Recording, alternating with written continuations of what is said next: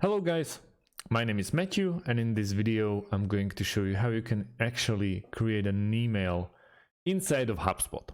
So first things first, we have to log into our HubSpot account, because obviously straight away you can't really send an email via like landing page. We have to log in. Once we are here and we land on this page, we need to go to conversations. In conversations, we have inbox. In this inbox, as you can see, we have one conversation with unknown visitor that I already sent email to. But we have to click on the top of the left corner and click on compose.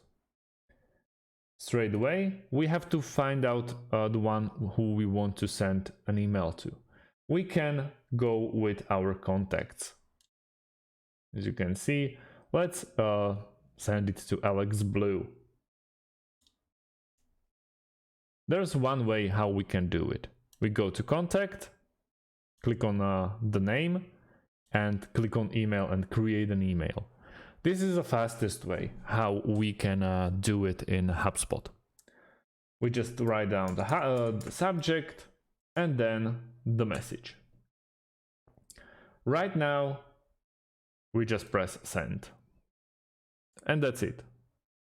You can see it in activity that this is the life cycle of our contact. We send him an email, it's green, it's sent. We can check if it arrived, like that.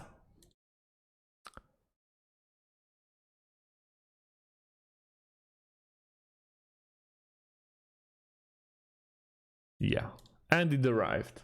So everything's in here. So as you can see, email arrived, everything works. Very easy way how to actually do it. Try to refresh the page. And as you can see, by email tracking, HubSpot let us know that the email is opened. I opened the email, and you know that they opened it, they saw the message, and now you can proceed with your strategy, how to basically work with your client. That's the first way, and that's why I strongly recommend you write down your emails to existing contacts. Right now, we can compose it out of the blue. We can start with some other kind of emails like this.